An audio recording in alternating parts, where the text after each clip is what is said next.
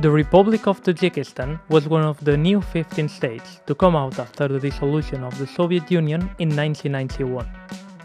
Tajikistan is located in Central Asia. It borders Uzbekistan, Kyrgyzstan, China, and Afghanistan. The democratic situation of Tajikistan is critical. It is very unadvisable to speak out against the government, which has been in power for more than 30 years. The economic situation is not better. Much of its population lives under the line of poverty, and 20% live with less than $1.25 per day. The economy of many families depends highly on remittances from family members working abroad.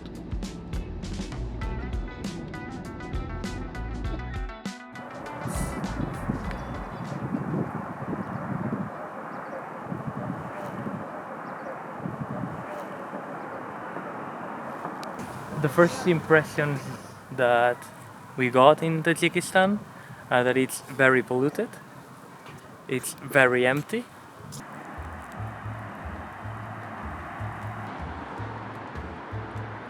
Dushanbe is a rapid growing city. In the center, there are many buildings in construction, and most of them by Chinese companies.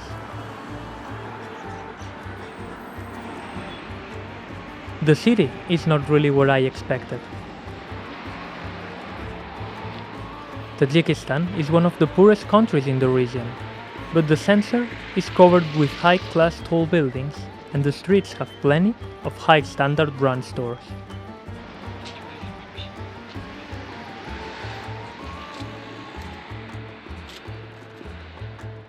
In some authoritarian countries, especially the ones with a cult of personality, the leader usually wants to create bigger constructions to demonstrate their power.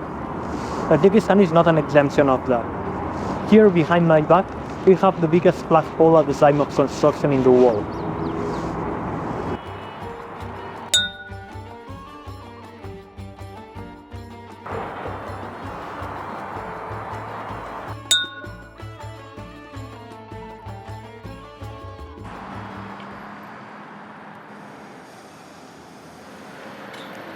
This is a tea saloon, what the Tajiks call a chaykhana. It is one of the most emblematic places in the city.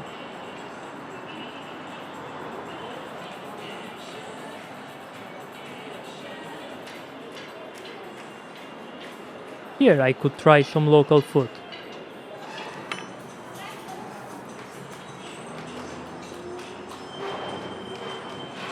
A soup called shurbo, a kebab, and a Central Asia-style noodles called lahman. It is interesting to see how much these three meals cost, and if local citizens could afford eating out in a place like this.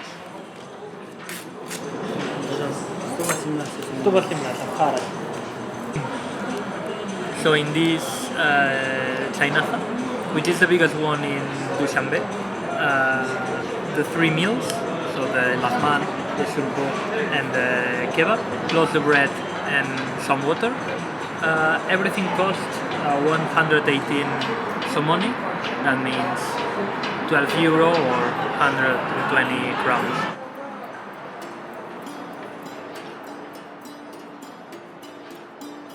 A common sight around the streets of Dushanbe, other than the lack of a good photo editing, is the many portraits of the president of the country, or by its full official name, the founder of peace and national unity, leader of the nation, president of the Republic of Tajikistan, Emomali Rahmon. Not only in the streets, but his face can be seen, along with his son, in carpet stores, bookstores. He sees and controls everything and everyone in Tajikistan.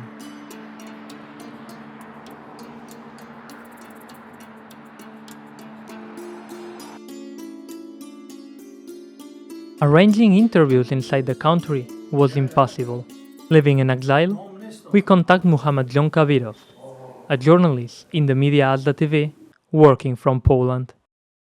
Tajikistan is unique, autocratic, nepotism, kleptocracy regime. You have all this in one. You have authoritarianism, you have nepotism, like the entire family involved in the politics. About democracy in Tajikistan, we have a joke. They said the voting box in Tajikistan, they have magic.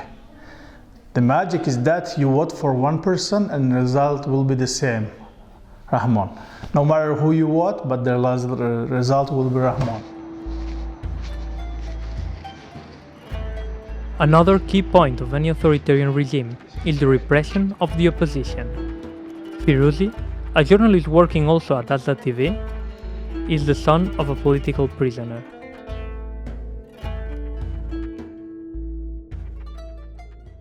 И я еще являюсь сыном таджикского политзаключенного Махмадали Хаида, заместителя председателя партии исламского возрождения Таджикистана. Его в 2015 году задержали силовики и в 2016 году отправили на пожизненный срок в тюрьму без никаких доказательств.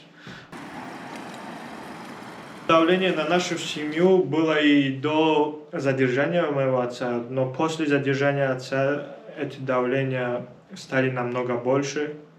Я даже был задержан на 2 дня силовиками. Я был задержан работниками ГКМБ. Нас с мамой там держали из-за того, что было опубликовано дело отца из 99 страниц. Мы это сфотографировали и отправили журналистам, те, которые тут были раньше. Мы отправили им, и об этом узнали работники государства и пришли к нам домой, нас задержали. Они сказали, что это государственный секрет, вы не должны были это разглашать. И поэтому задержали нас на 2 дня. И я подвергался там пыткам со стороны работников КГБ. Tajikistan is also one of these kind of countries that doesn't really appreciate much foreign journalists coming to the country.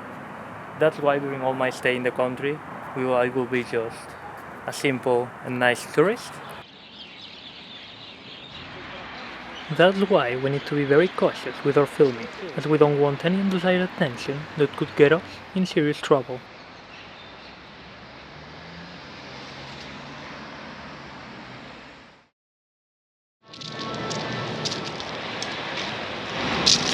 Today is 16th of November, where it means that in Tajikistan it's President's Day. Despite not being an official holiday, it's not a day off for the citizens of Tajikistan. The party, the celebration, is announced in every single street.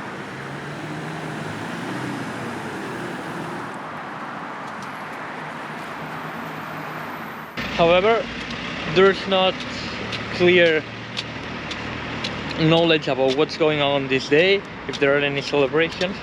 So I have gone on the street very early in the morning to try to figure out what does it mean in this country, the day of the president.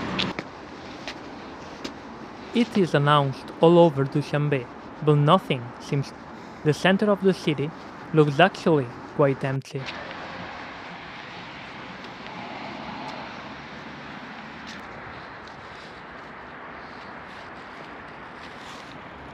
I've been told that in the National Library there might be something happening today, but it seems quite empty as well.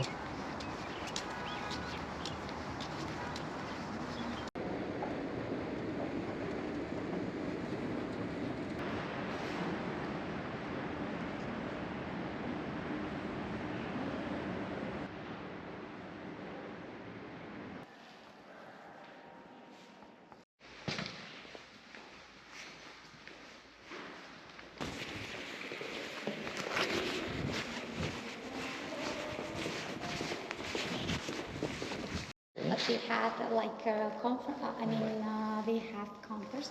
So this is the reason the all of stagers taken.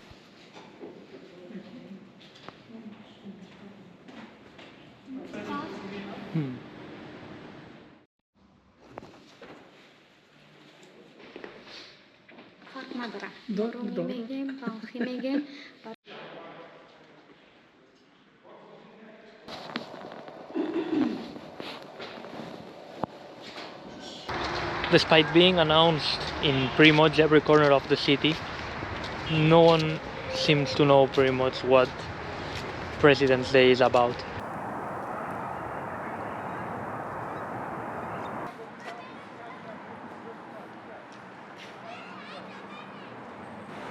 I'm still wondering what the life of an average citizen looks like. Near the city center, there's a shopping mall. The shops and restaurants look quite similar to Western Europe, but many of the stores are very empty. Supermarkets are usually representative of the local culture. However, that's not really the case here. All of the products are imported from Russia, and the music is quite loud. One of the things that surprised me the most about this country is the fact that despite them having an average salary quite low, very low for Norwegian and European standards, they have quite high prices in basic products like hygiene or even some food. For example, we have deodorants, shampoo or toothpaste that cost pretty much what it costs in Norway. We have to consider that 1 somoni equals to 1 Norwegian crown, so we would say that 40 somoni are 4 euro, and we see these prices in pretty much everything in the supermarkets. So I have been left wondering, where do the average Tajik citizen buy their products in the country?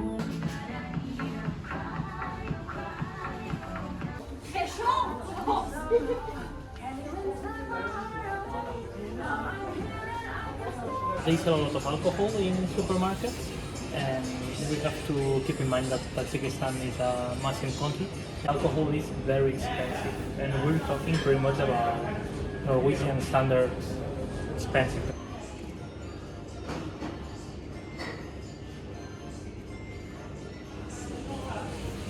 Yeah, the prices are not cheap because mostly they're exporting goods, and also the local farms and companies are not comparative to the exported goods, because the export, who is exporting, who's managing? The family of Rahmon. And you know, like sugar and flours and oils, the main goods are under the monopoly of these people. What's the average salary in Tajikistan? Oh, that's average, I think, about around $100, $150, and the minimum is $60, $80. Most people are going to Russia or other countries, earning money and sending back to the family, and the family are purchasing by those money. 60% of GDP was from the income from immigrants, like a couple of $4 or $5 billion. Outside the city center, I find a more local reality of Dushanbe.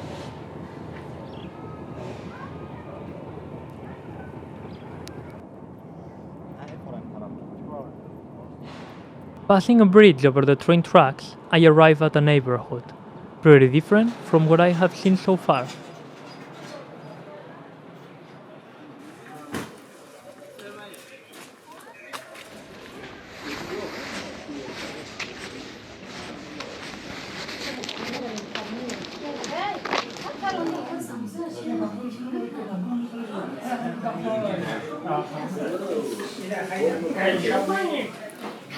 This is a basic place in the suburbs of the city, next to the train station, and here let's say the neighborhood or the district is not what we can see in the city center of Dushanbe. It is everything much cheaper, it is everything much older, and we are now far away from the new and big buildings that we saw in the center. Everything is much more humble, so to say, in this area.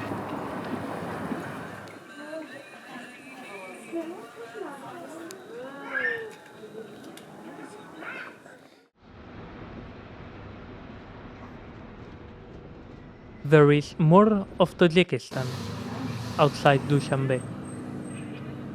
The transportation system is quite flawed here. There is a concept that might be unknown in Western Europe, but here it's very common: the shared taxis. In the exits of the cities, there are drivers waiting at the bus stops. On the ride to your destination, they will stop to pick up and drop off people along the way. If other people are going in that direction, they will join you in the trip. The goal is to fill up the car. Some of these taxis are illegal. That's why I will not show the face of our driver.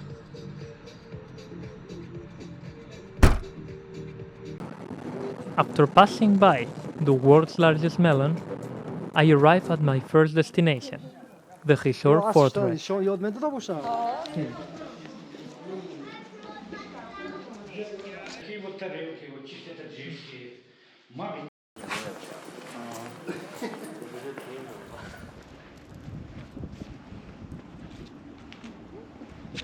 The interesting fact about this fortress is that it's around 3,500 years old. The landscape here is also quite astonishing, and here we can see now a different view of Tajikistan, with this more countryside view, not the high buildings of Dushanbe anymore.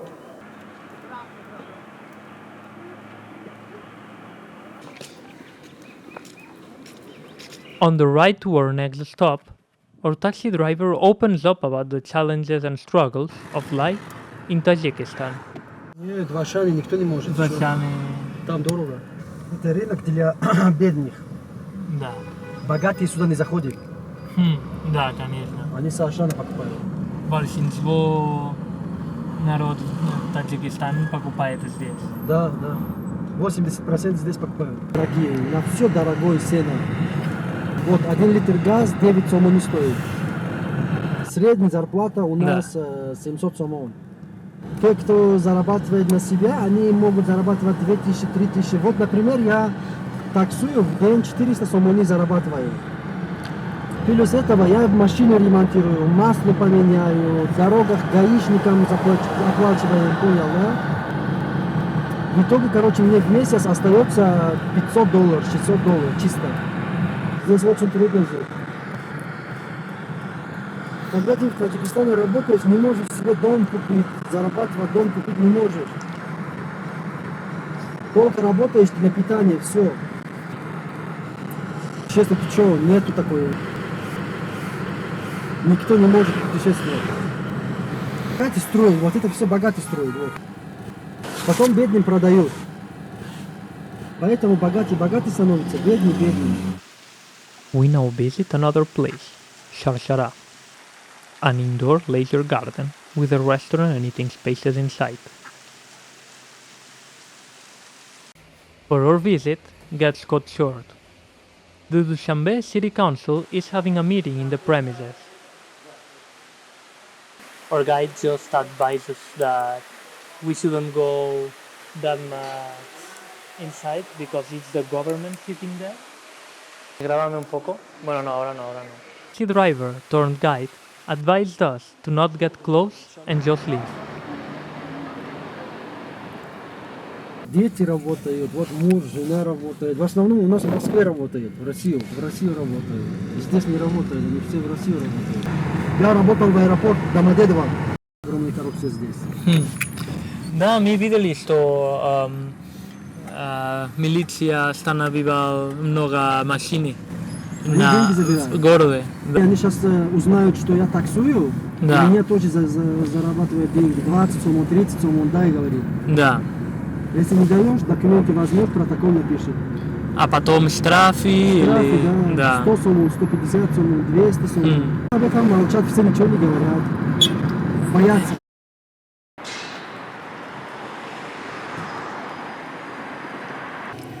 The last day of our adventure in Tajikistan has a special treat for us.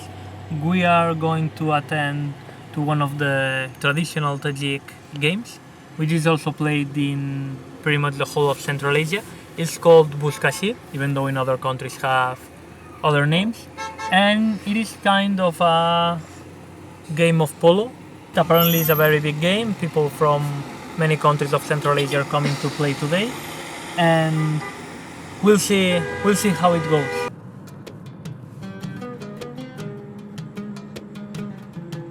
These games of Buzkashi take place in the town of Dangara, 2 hours away from Dushanbe.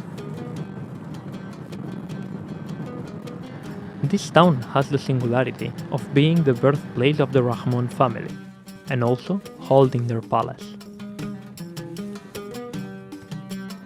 Да, скорее всего, он пришел. Да, На Бузкаши, это внук его. Пришел.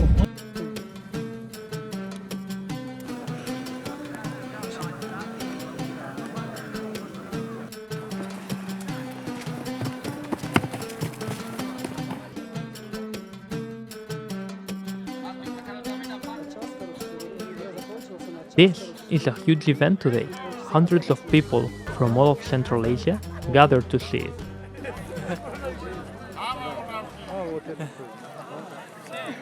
Even country officials are here. Там сидит правительство, вон там наверху, видишь?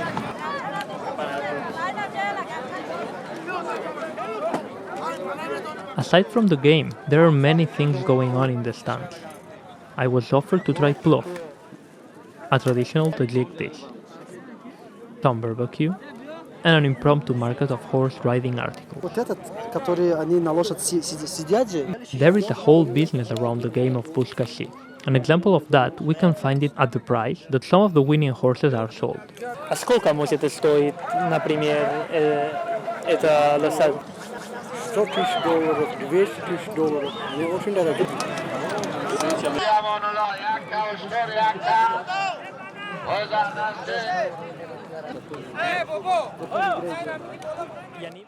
The game is now about to start. The winner doesn't only leave with a sweet taste of victory, but also with $3,000 in its pocket.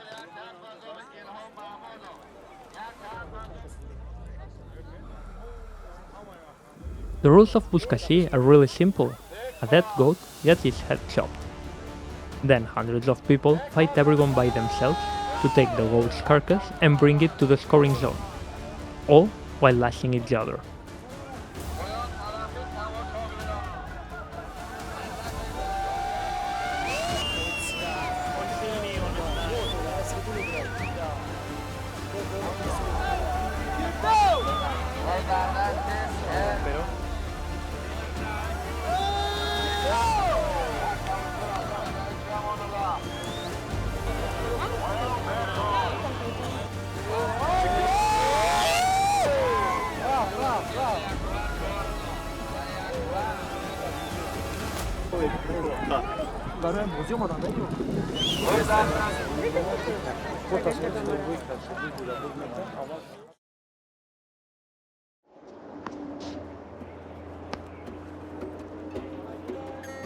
Life in Tajikistan can be hard, and not only for living in a dictatorship.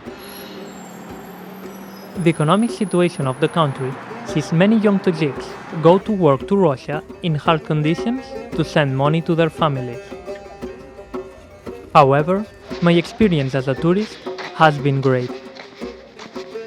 The Tajik people have been friendly and kind to me, and even though it's a far and unknown country, I felt safe all along the trip, night and day.